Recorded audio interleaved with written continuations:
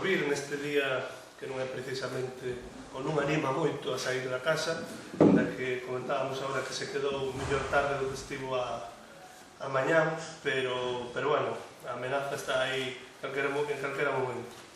Benvidos ás 18ª jornadas, 18, maioría de edad, jornadas de información sociosanitaria de Outes, que coinciden ademais coas terceiras jornadas do programa universitario de maiores en Outes. Bueno, como todos os anos por estas datas, para min, neste caso, dende hai 4 anos, é unha honra poder estar hoxe aquí, poder darvos a benvida, poder facer a inauguración destas jornadas, non? Jornadas que, como ben sabedes, coñecido por todos, bueno, pues, lle deben moitísimo ao doutor Dios, que é o autor, iba a decir, intelectual, e é das jornadas. Temos aí un móvil que está para falar. Nada, non te preocupes. Como decía, que lle debe moito ao doutor Dios, que leva moito tempo, moitos anos dirixindo, conformando o programa, que non é tan doado, é complexo, dunhas jornadas que nos achegan a temas que eu creo que son de relevancia, de moita relevancia para todos nós, porque implica falar de algo tan importante como a saúde, non? É certo que, co paso do tempo, vanse tocando temas tamén colaterais, que eu creo que é unha cuestión importante, non? Ao final, a saúde non deixa de ser tamén máis alá con a cuestión física, por así decirlo, ou química, tamén hai que abordarlo do punto de vista social, hai que entendelo tamén como unha cuestión que lle afecta á ciudadanía, que se enmarca dentro das relacións sociais. Por iso vexo algunhas presentacións que vai haber, como Economía e Saúde, dun tamén bo amigo e coñecido do doutor Dios, que me parece que son moi interesantes, non? Pois vainos a falar, que despois comentará o doutor Dios, o doutor Antonio José, de algo tamén que creo que é moi relevante para todos nós, en particular para a xente maior, non? Que son as enfermidades crónicas. Agora comentábamos que chegadas a certas idades, todo o mundo ten unha enfermidade crónica, iso é así. Pero eu non vou a entrar máis na presentación da charla de hoxe. En calquer caso, sí, darlle ao profesor Antonio José a benvida a Outes, como non. Sí, agradecerlle de novo a José Dios que siga traballando organizando estas jornadas, do mesmo xeito que a todas as entidades que de alguma maneira fan posible estas jornadas, que de Terra de Outes, a Divismur, a Sociedade Galega de Gerontoloxía e Geriatría, a propia Universidade de Santiago, que comentábamos antes, posto que facemos coincidir estas jornadas tamén coas do programa universitario de maiores, e tamén agradecerle o traballo que leva facendo nesta e moitas outras actividades o Centro Social de Outes, e temos aquí a Elvira, pero todo o persoal do Centro Social, que fan posible que todos os anos disfrutemos dunhas charlas moi amenas, moi interesantes, dende logo que nos fan ter máis coñecementos sobre algo tan importante como é a saúde. Por a miña parte, nada máis, vou dar a palabra ao doutor Dios. Moitas grazas.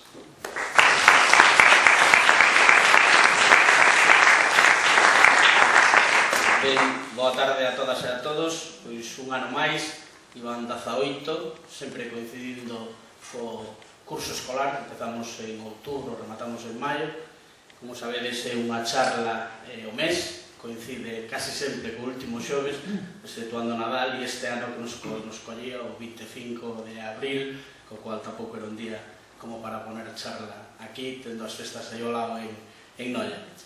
Entón, dar as grazas ao alcalde, por suposto, polas súas palabras, dar as grazas a todas e a todos os que estades aquí hoxe, e vou a facer, dar as grazas ao doutor Pose, pois eu presentarei despois, e vou a facer un pequeno resumo moi breve para que sepades de que vamos a falar e de que está no programa completo, pero igual algunha peculiaridade de algunha das charlas. A primeira é algo relevante, porque, non en atención primaria o que atendemos basicamente son enfermedades crónicas, evidentemente enfermedades agudas, pero que o seguimento destas enfermedades eu quería ter, pois, o que levo o título, non? Facer e controlar os tratamentos actuais de moitas das enfermedades máis prevalentes que temos nas consultas de primaria e como se pode facer o seguimento, como podemos facer o seguimento dunha diabetes, dunha hipertensión, de a xente que ten o colesterol alto, etc. Entón, esta charla me interesaba moito e gracias ao Dr. Pose e a súa amabilidade, se vedes a xenda do Dr. Pose, pois é difícil pillarlo aquí, pero hoxe o temos aquí, xa o presentarei despois. A segunda charla que vamos ter, o 30 de novembro, esta sí que coincide en xoves, falamos de situacións de emerxencia e como actuar. Eu creo que é algo fundamental, da que explicaremos despois en cada charla que pagamos, pero que é fundamental saber que podemos facer cando diante nosa, paseando pola calle, se cae alguén e ten unha perda de conocimiento. Por exemplo, que podemos facer se vemos alguén con un corte máis ou menos profundo, con un golpe máis ou menos importante. Todas estas situacións falamos de emerxencia, non un proceso gripal, non unha neumonía, non unha bronquitis, non un ataque de gota, non son cousas destas as que estamos falando. Como actuar en un momento de emerxencia na nosa casa, nun cine ou pola calle, non? Como digo, unha charla que non fixemos nunca. Ademais, falamos de RCP, falamos de outras cousas, pero deste tipo, en xenérico, non falamos nunca. E, bueno, a dará Isabel Moures, que é a responsable do Servizo de Emerxencias do 112. A terceira charla será en decembro, día 14, Economía e Saúde. Pois hoxe en día que non se move ou non se move por culpa da economía. E a saúde pois ten moito que ver. Sabemos que estamos agora cos orzamentos da comunidade autónoma, vemos os cartos que se dedican a unhas cousas, a outras, vemos os cartos que se dedican á saúde e, bueno, a partir de aí, pois cada un saca as súas conclusións, se comparan con anos anteriores e sempre nos decimos se é suficiente ou non. A cuestión é saber se a saúde merece máis cartos, menos cartos. Bueno, falaremos ese día. E a dará, pois, alguén que moitos de vos coñecedes, que é Adrián Dios Vicente, é o meu fillo, non por ser meu fillo, evidentemente, porque ele é doctor en económicas e está posto en estos temas. Entonces, pois, bueno, nos vai a vir a dar esta charla. A de xaneiro son enfermedades da pel máis prevalentes, como previlas e tratamentos actuais. Decirvos que, bueno, coñecedes ao ponente, porque daqui de Outes, o doctor Emilio del Río, que nos vai a falar, pois, isto dos problemas da pel que sean máis importantes e que se den con máis frecuencia. Decir, como anécdota, que en canto yo dixen, bueno, un home, como sabedes, Emilio del Río non traballa na pública, traballa só na privada, e en canto o chamei para decirlo, eu non o coñecía personalmente, temos pacientes comuns, e lle fixéramos a entrevista na revista Terra de Outes, as preguntas as elaborei eu e tal, o coñecía por persoa interposta. E o que me dixo cando chamei, estaba esperando esta chamada. Unha persoa de verdad que congresos internacionales, hasta de volta, de ponente, estaba esperando esta chamada. Isto é o que quería eu falar aquí en Outes, no meu pobo, de enfermedades da pel, que é o que eu sei, e nos virá a dar esa conferencia. O 29 de febreiro e o 21 de marzo falaremos dun tema importantísimo, que ten moitísima importancia e moita relevancia e que sempre nos preocupa. En febreiro será o exceso de errado e a súa prevención. Teremos a sorte de contar co xefe de Servizo de Saúde Pública, persoa quizá en Galicia que máis sabe do tema do errado e do tema deste tipo de contaminación ambiental, que é o Dr. Alberto Ruano.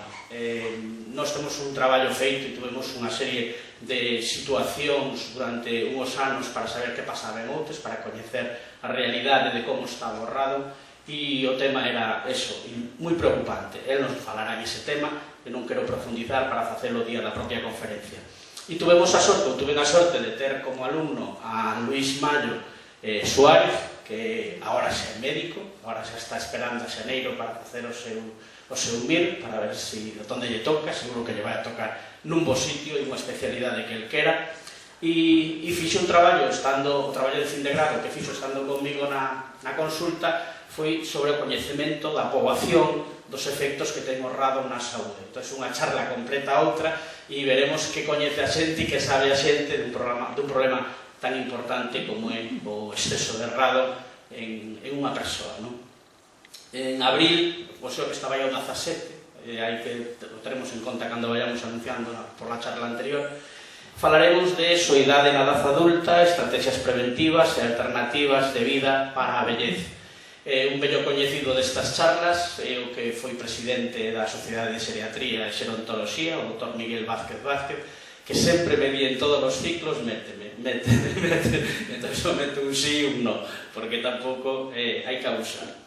E, bueno, el nos falará sobre todo, sendo desde unha perspectiva, o coñecedes moitos, pois xa escoitaches algunha conferencia, dunha perspectiva moi optimista do que é a vellez. Envellecer con dignidade, envellecer con saúde sería unha maravilla, e ter polo menos unha calidade de vida que nos permita facer unha vida máis ou menos normal, non? E que as enfermedades crónicas, que hoxe veremos, non lo permitan. E o 30 de maio teremos unha conferencia que eu teño moitísimas ganas, que nestes momentos está moi en boga polo que pasou no Parlamento con Más Madrid, que o tema da saúde mental, o tema de, eu puxen o título Saber pedir axuda, creo que é fundamental, inda que hai unha contradicción evidente, porque Galicia probablemente sea un dos lugares, inda teño por aí unha estadística, donde máis medicamentos para os temas psicolóxicos e psiquiátricos, deixémoslo así, se usan.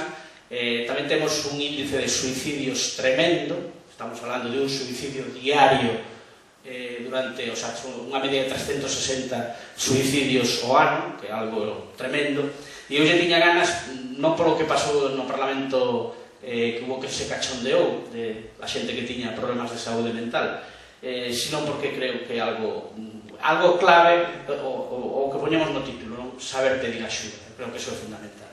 Vai a dar Rosa Cerqueiro Landín, que era a psicóloga, cando eu a contratei para esta charla, era a psicóloga de Noia, co cual o tiñamos todo cercano e sabíamos de que iba. En estes momentos xa non está en Noia, colleu praza en Conxo, e está traballando no complexo de Conxo. Pero bueno, ela vai a vir, é psicóloga nestes momentos do complexo universitario, pero foi hasta aí un mes, 2 meses, así, hasta o verán, foi psicóloga aquí. Ben, sin máis, facer a presentación do Dr. Pose. Que decir do Dr. Pose, que seguro que o coñecedes todos, o sea, que el foi xefe de servizo, que se quere nos pode contar se quere algo, foi xefe de servizo de medicina interna do hospital, xa non o é, presentou a súa dimisión, e en estes momentos é profe na universidade e traballa no mesmo servizo de medicina interna. Aparte, ten un currículum que igual me estendo demasiado, pero picades en Google Dr. Pose e vos vai a salir todo seguro, sin problema ningún. Dar as gracias ao alcalde de novo, daros as grazas a todas e a todos, dar as grazas, como dixo o alcalde, ao Concello de Outes, o Centro Social, o Centro de Saúde, a Sociedade Galega de Xerontoloxía e Xeriatría, a USC, a Disbismur, a Asociación de Discapacitados da Bisbarra de Muros, a Asociación Cultural Terra de Outes e a Xerencia de Xestión Integrada, que nos dá o visto bo para que podamos celebrar estas conferencias. Sin máis, moitas grazas, e eu dou a palabra ao Dr. Pose. Antes inauguramos. Si, sempre facemos así unha cousa rara, volvo a falar eu, a dicir nada máis que queda inaugurada estas jornadas, espero que disfrutedes. Agora eu teño que pedir por disculpas porque temos pleno e temos que marchar, Moitas grazas e, como digo, queda inaugurada estas jornadas.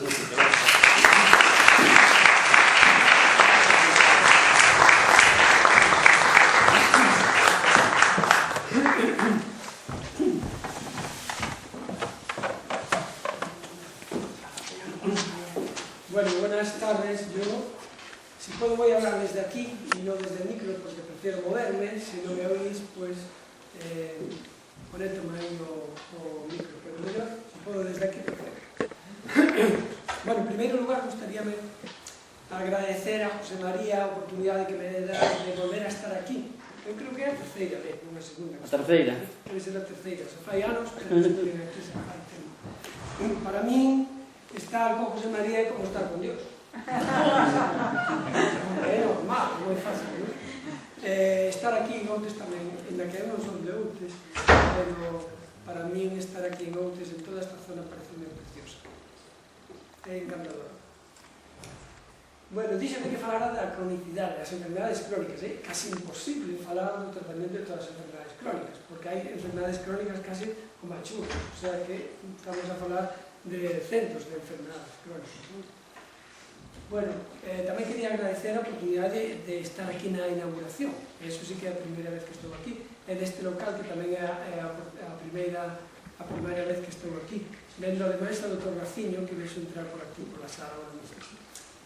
Bueno, vou a repartir un pouco, vou a falar así un pouco de resumen destes puntos, non? Da situación epidemiolóxica en Galicia, en concreto na nosa área sanitaria, falar da relación do envellecimento con a fragilidade, porque ten moita relación, do envellecimento activo, despois tocar o tema, lóxicamente, da cronicidade, porque é realmente o que nos motiva aquí, a cronicidade, e sobre todo a cronicidade tras a pandemia, porque as cousas han cambiado, cambiaron un pouco desde o ano 2019-2020, desde que a pandemia nos tocou desta forma tan espectacular e tan especial. A soidade, o aillamento, porque iso é un factor moi importante que influye moito nas enfermedades crónicas. Non é o mismo ter unha enfermedade crónica ou dúas, estar solo na túa casa sen apoio, que ter unha enfermedade crónica ou dúas e ter todo o apoio familiar e social. Claramente a evolución vai a ser moi diferente. E por último, unha mención sobre as novas formas de residencias que siguen sendo tan importantes e necesarias as residencias sociosanitarias. Vamos a empezar por dicir que todo isto empeza fai moitos anos, que fai 100 anos, aproximadamente no século pasado, a esperanza de vida ao nacer era de 40 anos. 40 anos. Neste século, incluso no 2010, vamos a falar de antes da pandemia, porque despois cambiaron un pouco as cosas a raíz da pandemia, a esperanza de vida de 80 e pico anos. Cando un decía que Jesucristo morreu moi xoven, porque mataron, pero non era tan xoven, porque nese momento a esperanza de vida non era moito máis.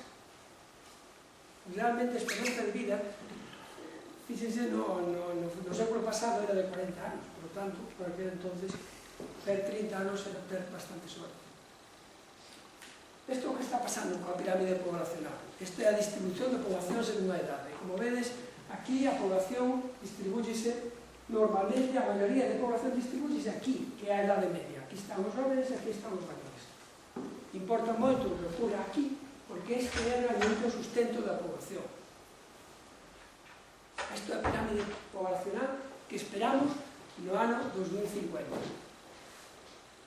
Mirade como ha cambiado, como ten que cambiar, ou como vai a cambiar a pirámide. O do medio, pois parece que queda unha cintura, pero aí o do medio cambiou bastante, disminuiu bastante o do medio. En cambio, aumentou aquí, neste lado, ese de aquí, podedes ver, estamos falando aquí de 80 anos, 75, 80 anos. O que vai a aumentar é precisamente esta población, a población maior de 65, de 70 e de 80 anos. Esa é a que vai realmente aumentar nos próximos anos. Isto quere dicir que realmente o que había aquí no ano 2016, pois isto é o que será nos maiores de 85 anos. Unha parte moi importante da población serán os maiores de 85 anos, que poden chegar a ser, ao mellor, case o 30% da población. Estamos falando de un número, unha porcentaxe tremendamente importante. Isto é unha desgracia. Todo o contrario. É un gran logro social. Que sorte poder vivir no espacio de 100 anos, duplicamos a esperanza de vida, o sea, claramente é un logro. Pero un logro social que se pode convertir en un desastre se non temos a previsión necesaria. E iso é polo que están todos os políticos tan interesados en realmente mellorar a situación da poboación e facernos traballar cada vez máis tempo, porque senón non hai que sosteña isto. A poboación en España leva tempo, leva anos envellecendo, facéndonos máis vellos, lógico, máis vellos, pero a poboación vai facendo máis vellos. Nós medímoslo co índice de envellecimento. Este índice de envellecimento que mide? Non mide solamente as persoas maiores de 65 anos, senón que mide a relación das persoas maiores de 65 cas menores de 16. Se tes moitas maiores de 65, pero tes moitos rapaces, a poboación non envellece, porque a media mantense. O problema é que a nosa poboación hai moita xente maior, pero hai moi pouca xente menor de 16 anos. Pouco rapaz. A media, este índice de envellecimiento, por tanto, mídese como o número de persoas maiores de 65 en relación con 100 persoas menores de 16. É dicir, cada 100 chavales, cantos maiores hai? En Galicia, perdón, en España, hai unha media, este índice era de 118 antes da pandemia.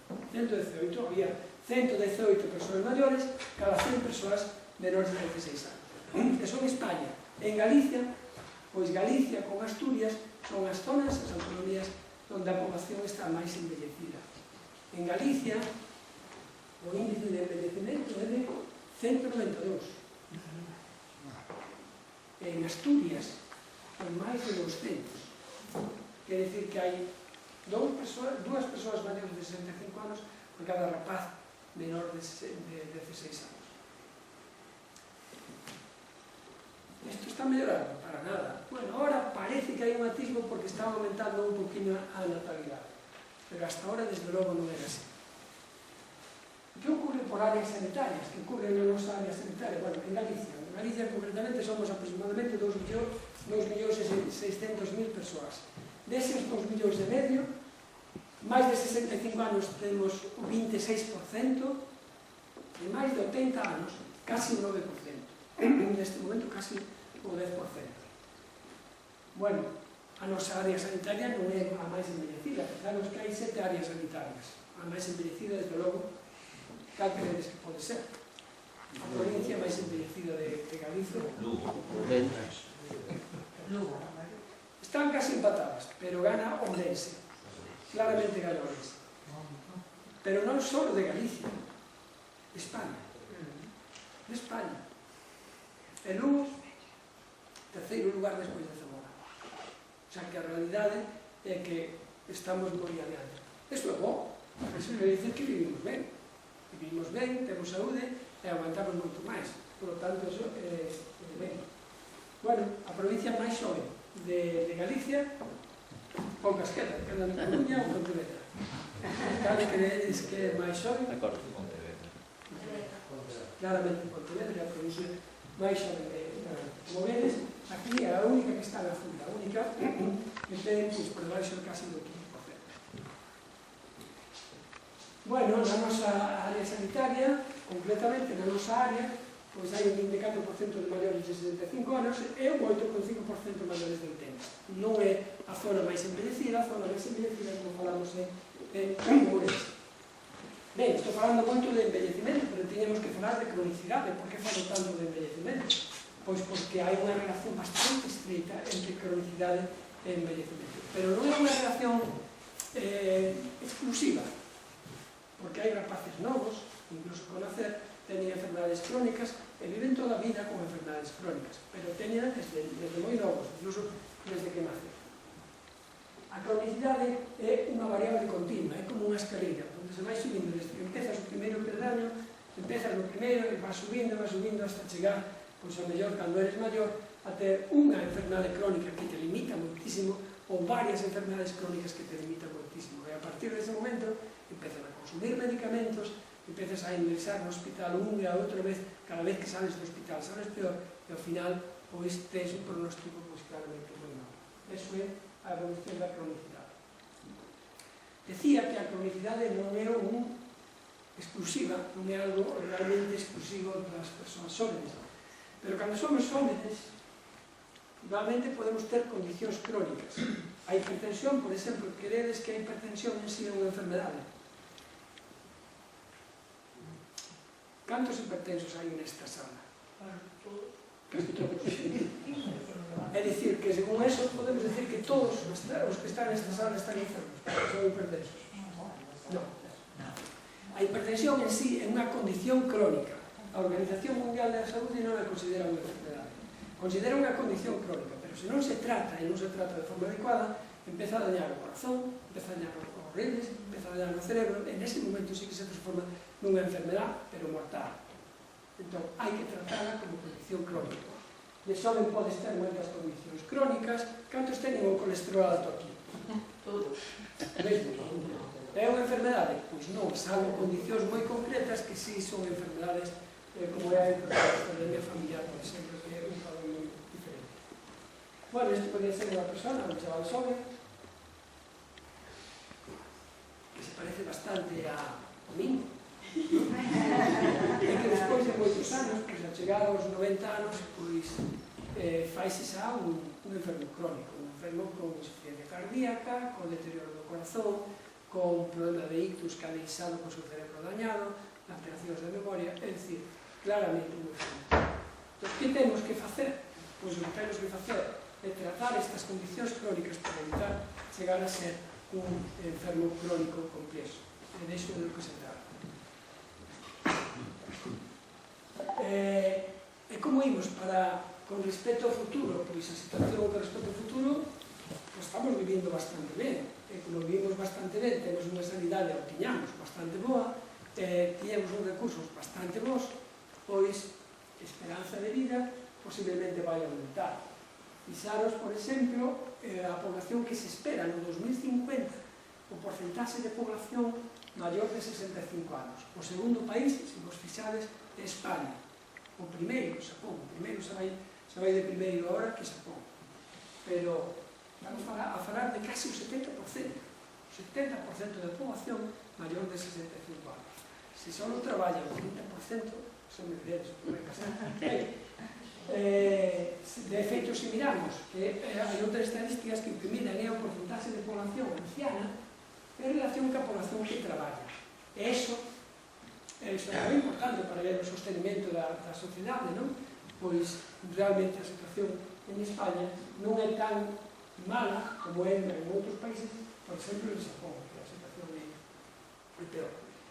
Fai anos, fai como 5 anos, os nosos políticos empezaron a darse conta desta situación, de que realmente se isto sigue así e non se planifica de unha forma determinada, pois algo que é un logro social pois pode convertirse en unha auténtica catástrofe. E de feito, o noso expresidente, xunto co presidente portugués, propuseron en Europa facer un frente común para, de alguma forma, utilizar alguna estrategia política, social e económica para facer que as zonas máis envecidas de Europa, pois de alguna forma, fortalecelas ou darlle unha máis axuda para combatir un pouco, combatir ou mellorar a situación. Non combatir o envellecimento, senón facer o envellecimento máis hostil. Ese era un pouco el día. A verdade é que eu sempre, desde fai moitos anos, tiña moita inquietud con o tema da cronicidade. Conforme pasan os anos, vas tendo, lógicamente, máis inquietude porque te vai afectando tamén a ti, pero lógicamente. Pero a verdade é que xa desde fai moito tempo. No ano 19 tivemos a oportunidade tamén na Universidade de Santiago de Compostela de constituir unha cátedra institucional apoiada por 4 entidades privadas, algunas de tecnoloxía, outras de industria farmacéutica, para constituir unha cátedra de cronicidade. Bueno, a verdade é que contei que a axuda de un amigo que é unha persoa moi relevante, que é un experto a nivel internacional, que é Rafa Bengoa, que seguro que vos sona de velo falar na pandemia, pois que falaba casi todos os días na televisión do tema do COVID. Envellecemento e fragilidade. Realmente, desde que nacemos sabemos que vamos a envellecer, se temos sorte, se non nos paramos polo camiño.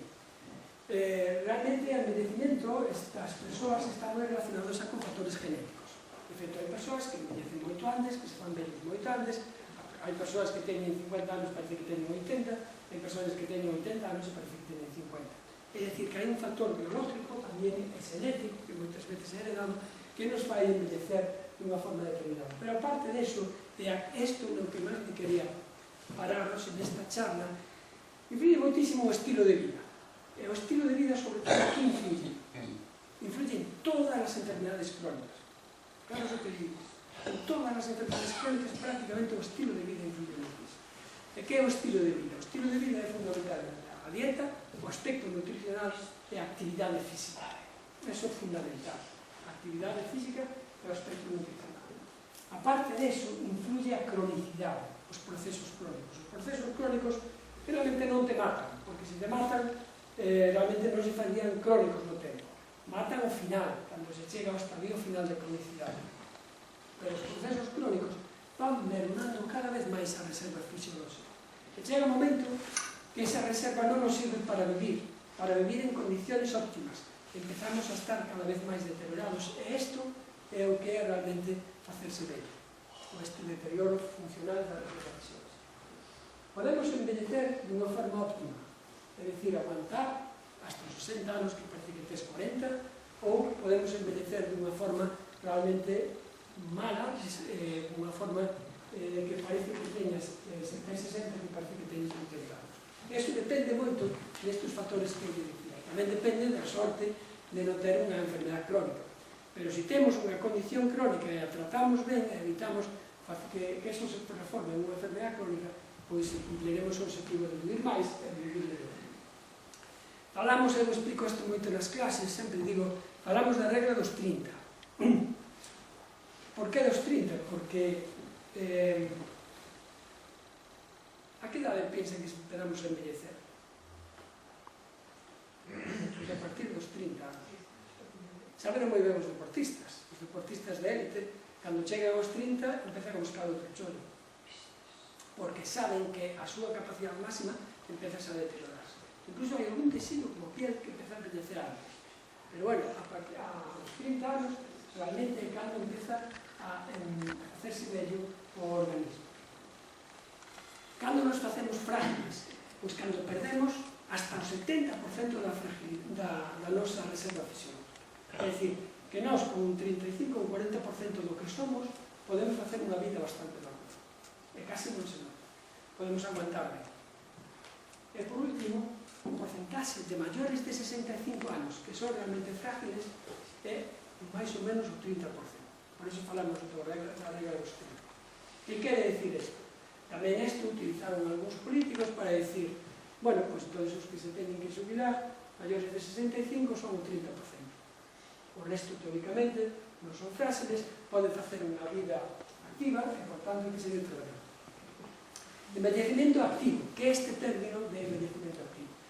Desde o século pasado, finales do século pasado, a Organización Mundial da Saúde plantexa o proceso de optimizar as oportunidades de saúde, optimizar as oportunidades de saúde das persoas maiores para que participen con seguridade, pero mellorando a calidad de vida nos aspectos sociais, económicos, cívicos, espirituais, da sociedade de forma individual, pero tamén colectiva, para manterse activos, porque manterse activos e manterse vivos é manterse xóvenes.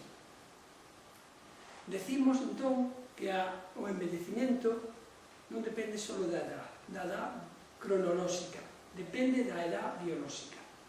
Edad cronolóxica, pois se sabe moi ben polo carnet de identidade, non sempre que sabedes que o carnet de identidade, sobre todo os carnets de antes, se podían tocar hasta 4, 5 anos ou 6 anos. Eu teño un paciente que ten no carnet casi 10 anos menos dos que realmente ten. Pero o importante é a edad, pero iso, a forma física, a funcionalidade. Ti con 70 anos pode ser un vello, e con 80 anos pode ser casi un chaval. E como podemos conseguir isto? Como podemos conseguir que o envellecimento se retrase cada vez máis? Pois con exercicio físico.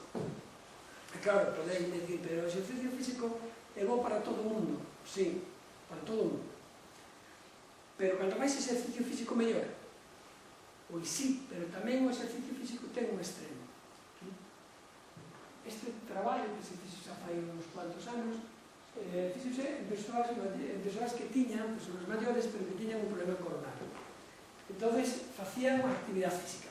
Había persoas que facían 5 horas, que é o que máis ou menos se recomenda, a semana de actividade física, unha actividade física bastante intensa, facían, como 5 horas. Pero había outros que facían hasta máis de 20 horas a semana. Entón, claro, decían, bueno, canta máis actividade física, mellor. Se fago 20 horas a semana, pois o meu pronóstico será mellor. Pois non foi así. Se pasaban de 20 horas a semana, morrían máis. Casi morrían igual que se facían menos de 5 horas a semana. É dicir, que o exercicio hai que facelo tamén apropiado á edade sobre todo aos problemas e as enfermedades que teñamos, sobre todo enfermedades do corazón ou enfermedades do cerebro, especialmente do corazón. Morrían máis de problemas cardiovasculares, pero tamén morrían máis de todo causa de morte. Por tanto, exercicio físico sí, pero cuidado, hai que adecualo á edade e á funcionalidade. Por tanto, o exercicio físico é moi bom para evitar a cronicidade e para retrasar o proceso de envellecimiento. A dieta. Hai un traballo que tamén eu poño todos os cursos na facultade, que é este traballo. Este traballo está publicado nunha revista que sabes que é unha revista de gran impacto, xa fai bastantes anos, e está feito en monos. É un mono no que se descubriu o grupo RH sanguíneo, que igual os sona RH positivo. Este mono foi no que se descubriu o RH. Estes monos viven no seu hábitat natural sobre 40 anos e viven en cautividade sobre 28 anos. Entón, o que se fixo no experimento é coller o mono. Os monos, cando tiñan entre 7 e 14 anos, é dicir, eran ainda mozos, bastante chavales, a partir de aí pusose unha dieta restrictiva ao grupo experimental. Quere dicir, reduciuse as súas calorías que tomaban a diario o 30%. En vez de comer 3 platos, comían 2 platos por sempre, igual a cantidad, reducirse o 30%. É un grupo control. O grupo control deixábase de comer o que querían. Comíanse unha toba e comían o que querían. Bueno, pois, cando cumpliron 28 anos, este é o grupo experimental, este eran os que comían o que lle daba gana. Claramente, o aspecto é moi diferente, pero ademais do aspecto, tiñan máis cancros, tiñan artrosis, tiñan diabetes, tiñan menos capacidade para moverse, eran vellos e crónicos. A dieta restrictiva é moi importante para evitar a cronicidade e para envellecer de forma máis adecuada. Ese consello que nos daban os nosos pais fai moito tempo, que nos decían, cando te levantes da mesa, levántate sempre con... Bueno, onde comería algo máis? Eso era claro, para manterse ben. Exercicio físico é quedarse con esa gota que falta para encher o vaso. Dieta sempre equilibrada. Dieta fundamentalmente basada en vegetais, en frutas, en mellor peixe que carne. Dieta, chamamos dieta mediterránea. Indudablemente que un día a semana, pois, que nos vai a pasar? Recomendamos a dieta por lo menos 5 días a semana, e 2 días a semana, por lo menos un, pois, que te podías pasar un poquinho. Porque se non te pasas o resto da semana, o día que te pasas tú, te vas a pasar. Porque te afecta enseguida. Cronicidade tras a pandemia. Que pasou tras a nosa pandemia que a cronicidade? Bueno, estas son as enfermedades crónicas máis prevalentes en España. Bueno, esta é unha estadística na que feita a nivel de población, entón hai enfermedades que non son enfermedades como tal, pero para que vexades un pouco do que se queixaba ser. A primeira que aparece é a hipertensión arterial, que, como dixemos, non era unha enfermedade, senón unha condición crónica. O segundo que aparece é o dolor de espalda, tampouco unha enfermedade. O dolor de espalda é unha lumbalgia, pode obedecer a artrosis de columna, e eso sí que sería unha enfermedade. O colesterol alto, o dolor de espalda, pero máis alto, na columna cervical, tamén moi frecuente, a migraña, a depresión, a diabetes, aparece aquí por un 7%. Problemas tamén económicos. Estos son máis ou menos as enfermedades crónicas máis prevalentes aquí no noso país. As causas de morte no mundo, cales son as máis prevalentes? Se a calquera de nós nos pregunta, diríamos as enfermedades cardiovasculares e o cancro. Eso é bastante claro. Pero, se concretamos un poquinho máis, diríamos a cardiopatía isquémica, é dicir, os problemas do corazón, en primeiro lugar, os ictus que afectan o cerebro, tamén son accidentes vasculares pero que afectan o cerebro, as infeccións das vías respiratorias, morre moita xente de infeccións das vías respiratorias, a EPOC, a enfermedade pulmonar obstructiva crónica, e despois o cancro, pero que cancro? Sobre todo pulmón e bronquios. Cancro de pulmón e bronquios, cancro de tórax, é tremendamente prevalente. Despois tamén hai a diabetes, etc. Como vedes, realmente hai moitas enfermedades crónicas. Bueno, mellorar e evitar as enfermedades crónicas, dieta, exercicio físico.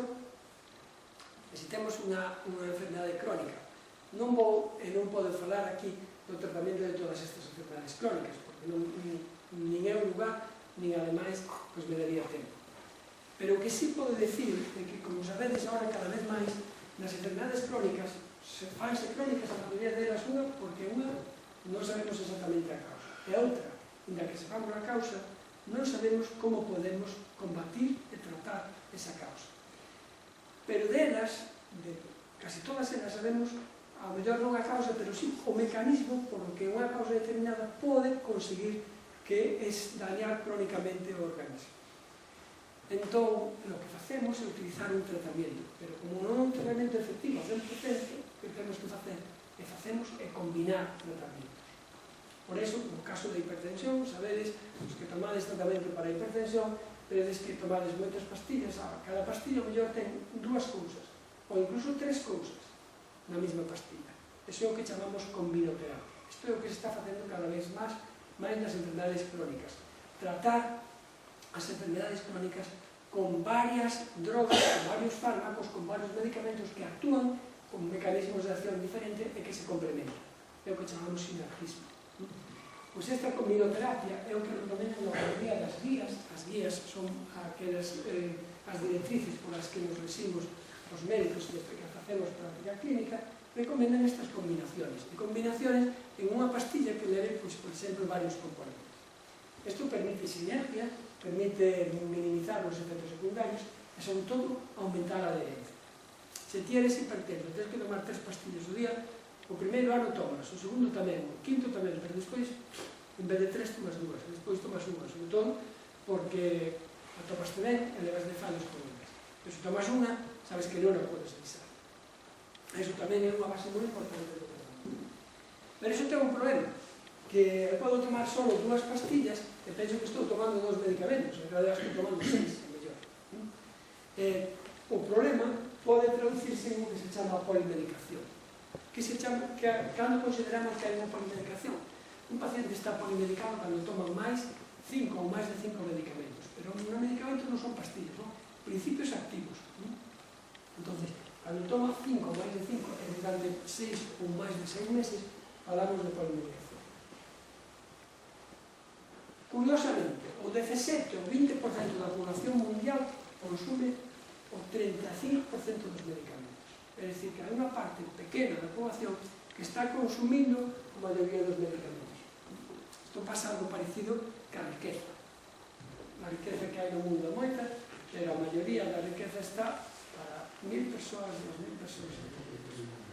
Pois aquí tamén os medicamentos, realmente hai uns que consumen moitísimo, pero o resto da población non. Que perigo ten isto? Pois ten perigo de que, canto a máis medicación, máis risco de interaccións, máis risco de reaccións adversas e tamén máis risco de mal cumplimiento. E, por tanto, se non se cumple, non se está adherido, pois realmente a efectividade disminuye. Finalmente, que pasou tras a pandemia, que a cronicidade? Que ocorreu coa pandemia? Pois a pandemia foi terrible. Vivimos lá nunha situación terrible para todos, estivemos aillados. Ademais, sabemos que o COVID deixou moitas secuelas en os pacientes, o que chamamos o síndrome post-COVID, que pode aparecer hasta nun 10% dos COVID, que se transformaron ou poden ser enfermedades crónicas. Os crónicos que xa estaban enfermos, pero que colleron o COVID, quedaron algúns deles moito máis dañados, crónicos complexos. Os crónicos que non se puderon atender no hospital, porque xa non querían ir ao hospital, porque tiñan medo de enfermar no hospital tamén, pode non poder ser atendidos, transformáronse en crónicos complexos. Incluso as persoas sanas que estuvemos encerradas meses, semanas, días, pero absolutamente encerradas, sin poder salir, pois que moitas acabaron con secuelas físicas ou con secuelas psíquicas. E esos son tamén enfermedades crónicas. É dicir, que o COVID realmente fixo cambiar a situación de cronicidade. Cada vez máis crónicos, os crónicos que ingresados durante a pandemia disminuíron, pero disminuíron porque tiñan medo de chegar ao hospital. Tamén a figura de dúas especialidades, medicina interna. Se vos pregunto que é a especialidade de medicina interna, seguro que ninguén o tería moi claro aquí. Bueno, mellor os máis jóvenes sí, pero desde logo os máis veteranos non. Antes sí, porque dicía, un internista é un médico que sabe todo. Hoxe en día, o que se di é un médico que fala de todo, pero que non sabe de nada. Quero dicir, que non é capaz de profundizar o suficiente. Efectivamente, profundizar é moi difícil. O médico de familia é un médico que non sabe todo, é sabe o esencial de cada cousa. Non vai a profundizar o mellor como un cardiólogo no tema do corazón, ou como un neurólogo no tema do cerebro, pero sabe o suficiente para manexar a maior parte da población. E iso é o que ten o médico de familia. Pois o internista fai o mesmo, pero dentro do hospital. Iso é un pouco a relación. Bueno, a figura do internista, do médico de familia, pois realmente revitalizouse moito a raíz da pandemia, porque fomos os encargados de atender as unidades de COVID, porque tamén, como non se sabía de que iba, xa depois que trata o internista, que fai o internista, non? Nese sentido, a medicina interna, pois, mellorou.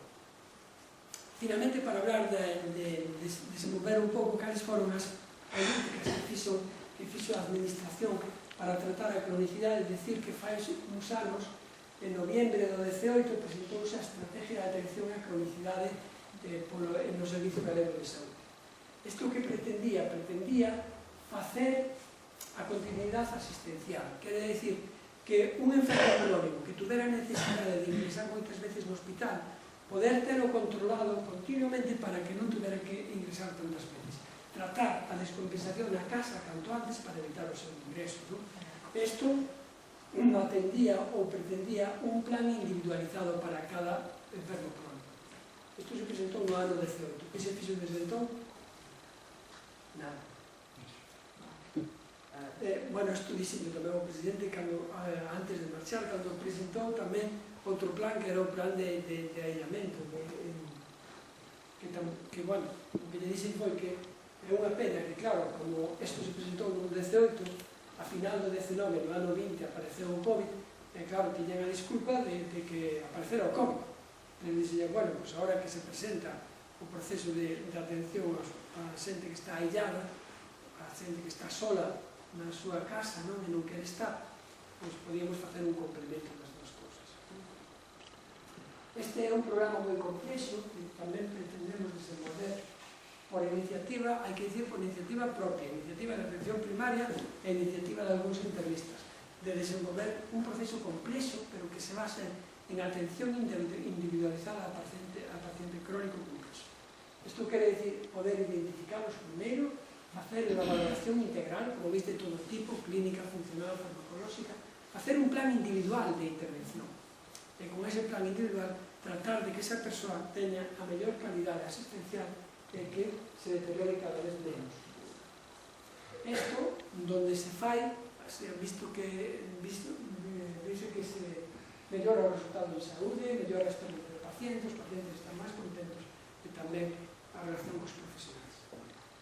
Aillamento, soidade, non desama. Fai uns anos fixemos unha tesi doctoral, unha oportunidade de codirixir unha tesi doctoral que se presentou, como digo, no ano 14, é que estudiaba precisamente as persoas que vivían solas en Santiago de Compostela, na cidade de Santiago de Compostela. Concretamente, especificamente, sobre todo no casco antigo de Santiago de Compostela. Sabedes que no casco antigo é moi bonito. O problema do casco antigo é que tens un piso, dos pisos ou tres pisos, escaleiras de madeira, pero ascensores moi poucos. Entón, unha persoa de 80 anos que viva sola ali e que teña unha limitación, por exemplo, porque teña unha artrosis, porque teña dificultad para andar, pois prácticamente non sabe. Bueno, pois primeiro o que tratamos de ver é que porcentaxe da población vivía sola. É un estudio feito na atención primaria. Que porcentaxe desa población maior de 80 anos vivía sola. En Santiago, un 18%. Santiago, estamos falando dunha cidade pequena, dun pobo prácticamente. 18%. Se comparamos, pois, por exemplo, con Madrid, que Madrid é, lógicamente, unha cidade grande, xente máis xoven, e en Madrid só un 14%. Pero, en outras comunidades, como vedes, máis ou menos moi parecido. E pacientes que viven con fillos, pois o 54%, que é bastante máis alto que en outras comunidades, en outras zonas de España. Vimos que había bastante relación con recursos sociais e a función familiar, e que había relación dos malos recursos sociais, ainda que a maioría tenían uns recursos sociais bastante bons, pero que había unha relación do deterioro dos recursos sociais ca depresión, por exemplo. Que o vivir en solitario asociábase en aumento máis frecuente nas mulleres. Por qué? Porque moitas eran viudas. Hai máis viudas que viudos, e moitas vivían solas. Tamén, o estado civil viuda, tamén os asociativos. O máis importante é que máis do 40% das persoas tiñan algún tipo de problema funcional. A pesar de vivir solas, nun sitio que non era moi adecuado ou moi adaptado para elas, pois tiñan algún problema funcional. No ano 21, isto que vos comentaba antes, o presidente que era Alberto Núñez, presentou o plan, a Estrategia Galega de Atención á Solidariedade. Foi presentado completamente o 26 de abril do ano 2021. Que se fixo desde entonces? Nada. Rebatamos que as novas formas de atención sociosanitaria. Hai pacientes que teñen problemas de saúde, pero ademais teñen problemas sociais. Cando ti tes unha enfermedad crónica, se tes un problema de saúde, pero se ademais tes un problema social añadido, é moi difícil de tratar. Unha enfermedade crónica que non teña un apoio, sobre todo unha persoa maior, é dificilísimo de tratar. Se non tes apoio social, se non tes apoio familiar, tes que ter un apoio social, porque senón prácticamente vas a estar continuamente ingresado no hospital. E cada vez con un deterioro máis importante. Tes unha enfermedade médica importante que condiciona a incapacidade, ou tes unha alteración funcional moi importante, pero sempre asociada a un problema social importante. E esas persoas, se non as podes axudar na súa casa, pois teñen que ingresar moitas delas nas residencias. Aquí tamén se plantea o problema de cales son as mellores residencias, as macro residencias grandes, que as hai casi como hospitais, as micro residencias, que son casi como pisos tutelados, pequenos, mellor pública, mellor privada ou mellor concertada, ou unha residencia adaptada ás necesidades de cada individuo. Se vos pregunto cal preferiríades vos, pois eu penso que diríamos todos esta última, a residencia adaptada a cada individuo. Pero tamén é a máis cara. Lóxicamente, en algúns países nórdicos sí que se fai, pero porque invírtese moitos cartos neste tema, non en todos os sitios fai así. A Organización Mundial da Saúde considera que debería haber 5 plazas de residencias por cada 100 persoas maiores de 65 anos. 5 plazas de residencias por cada 100 maiores de 65 anos. Según eso, en Santiago de Compostela, na área sanitaria ou no Concello de Santiago de Compostela, haría falta 5.389 plazas. No área sanitaria, estou falando, non no Concello, perdón, no área sanitaria de Santiago de Compostela. Cantas había neste momento, se fai un ano ou dous, pois na área sanitaria de Santiago había 2.216 plazas de residencias. Algúnas públicas, outras concertadas e menos privadas. Cantas farían falta? Pois mirad a diferencia máis. Galicia, e en concreto Galicia, é a terceira comunidade con máis déficit de plazas residenciales despois da Andalucía e despois da Comunidade Valenciana. Isto non o digo eu, di a Asociación Estatal de Directores Excelentes de Servicios Sociales. Por tanto, ainda que temos a poboación máis envelhecida xunto con Asturias, realmente a situación de as residencias sociosanitarias realmente non é tan boa. Termino, esta é a miña última diapositiva para o finamento, para decir que realmente desde fai moito tempo pensamos cal era a mellor residencia, cal era as macro, as micro, as tuteladas. Bueno, o primeiro que nos tardamos en darnos conta de que realmente fai falta un cambio importante do modelo sociosanitario, sobre todo para atender os pacientes crónicos. Se ti tes unha pulmonía e ingresas no hospital, trátate moi ben, acabas a pulmonía e volves para casa perfecto. Se ti tes un problema crónico e ingresas no hospital, sales cada vez máis deteriorado, máis feito polvo, casi que cando chegaches. Por lo tanto, non só non solucionaches o problema, sino que tes outro problema añadido. O centro do sistema, temos claro que debe ser o paciente, é seguro que a mellor residencia, se se pode, é adaptar na medida que se poda a súa casa. Concluímos dicindo que a poboación gallega leva anos envellecendo, facéndose cada vez máis bella, que isto asociase á facilidade e cronicidade, que é necesario promover o envellecemento activo na sociedade, e máis nas sociedades tan envellecidas, que despois do COVID a cronicidade foi cada vez para máis, que o aillamento é un factor agravante do tema da cronicidade. Recordade e lembrade que a dieta e o exercicio físico son fundamentais para combatir, previr, evitar e mellorar o tema da cronicidade, o tema do envellecemento, e que son necesarias formas proactivas de manexar, de tratar os maiores que teñen problemas importantes de cronicidade e problemas sociosanitarios. Moitas gracias.